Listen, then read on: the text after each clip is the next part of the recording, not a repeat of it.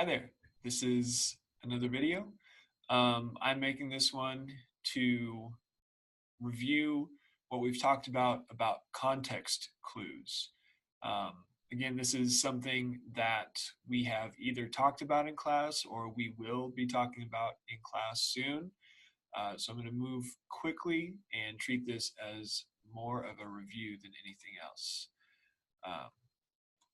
Give me a second.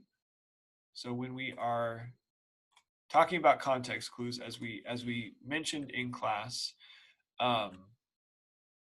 there are five categories, five methods of decoding unfamiliar words, and that's what context clues do for us.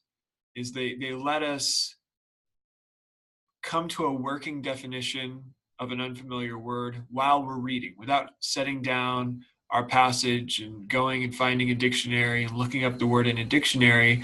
Context clues let us get at a working definition of a word so that we can understand it well enough to keep reading. We can understand it well enough to keep moving and still understand the general sense of the passage. So for that reason, it's a lot more of a comprehension skill than it is a vocabulary skill. It relies a lot more on good reading comprehension and good understanding of what you're reading than it does on necessarily having a really broad vocabulary. And like I said, the goal here is to arrive at a working definition, not necessarily a dictionary perfect definition. We just need a definition that's good enough to get us by until we get a chance to look up the word on our own. So we're going to talk about each of these five types of context clues, which are definition or explanation, restatement or synonym, contrast or antonym, inference or general context, and punctuation. Punctuation is kind of a special one. I'll talk about that. So let's start with definition and explanation. I'm going to give you a word. I'm going to give you a sentence. There will be a word highlighted and bolded. I want to tell you right now, all of the words that you're about to see are in fact English words. They are uncommon. So I can almost guarantee that each of these words will be new to you, but I'm not making these up. So here's an example of definition or explanation. The young man's behavior toward his enemy was very truculent or aggressive and combative. So here the word obviously is truculent. It is a real word. And this sentence gives us a definition of truculent. Immediately following the word, we have or aggressive and combative. This is the easiest kind of context clue to use because we're given the definition right there. We don't have to do any work. We don't have to do any inferences. We see the definition and we can apply the definition to the unfamiliar word. So this is kind of the writer to do for us, to give us that definition. Writers won't always do it. It would be pretty annoying if a writer did give us a definition of every new word. It would take much longer to read challenging passages. But this is one thing that you might run into where you have the word and then immediately following the word you have some kind of a definition of the word. The second kind is restatement or synonym. So here's an example sentence. The eldritch beast crept toward me. Its weird and eerie form seemed like something from a nightmare. And unless you read a lot of H.P. Lovecraft, you may not know what the word eldritch means. But based on this sentence and the way that it's structured, we can infer a meaning. We have the eldritch beast. So eldritch is an adjective describing the beast. And then later, its weird and eerie form seemed like something from a nightmare. So we can infer, based on the way that this is set up, that eldritch probably means something similar to weird and eerie. All three of these words are being used to describe this beast or this creature. So our unknown word, our unfamiliar word, eldritch, is sort of restated in the next sentence. It's not directly defined for us.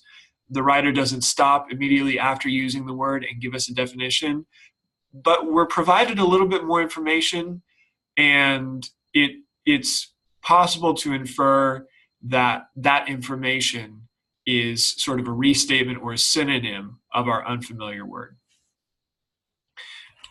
The third type of clue is contrast or antonym, and this is really the opposite of what we just looked at.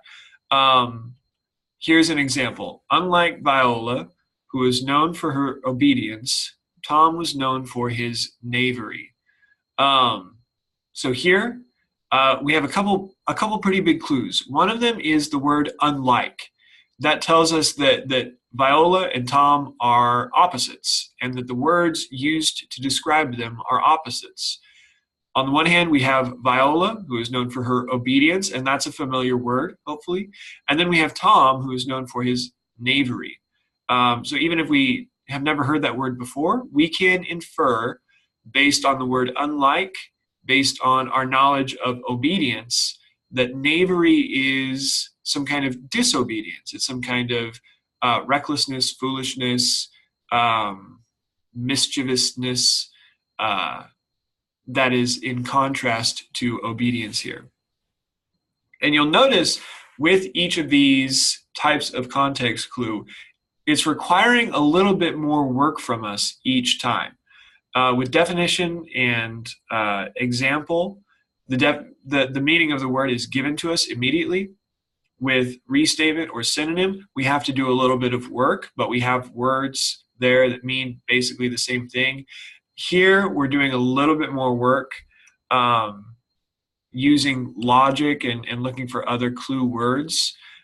This fourth one is going to require the most work from us. We're not going to be given a definition. We're not going to be given a synonym or an antonym.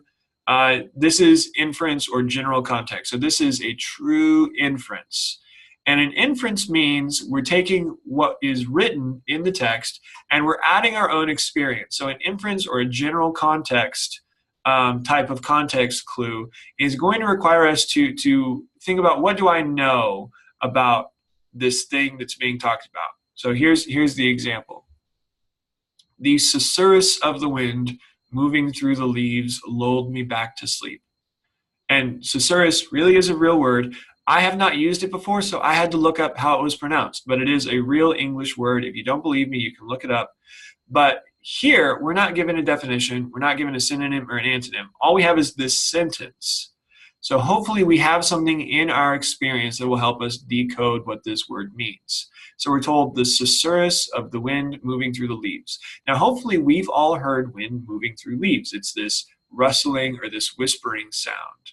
So it's likely that susurrus means this rustling or this whispering sound. Notice it lulled me back to sleep, so it's calming. It's not this loud, obnoxious sound, but it's kind of soft and peaceful almost. So again, as we move through these, and it's required more work from us, our confidence in the definitions that we're coming up with for these words is naturally going to go down a little bit. With the first one, with truculent, we could be pretty confident about what that word means. Here with susurrus, we're doing a little bit more inference and we have a little bit less confidence in the definition, and that's okay. Again, the key here is that we're arriving at a working definition, not a dictionary perfect definition, but a working definition that'll help us get by until we can go to a dictionary or Webster.com and look up the meaning of these words. So the fifth type of context clue is punctuation. And this is actually sort of unique. It's its own thing. Here's an example. When the toddler wasn't given a cookie, he let out a paroxysm, sudden outburst, of weeping. So you might read that and think, well, isn't that definition? Aren't we just given a definition of paroxysm? And the answer is yes.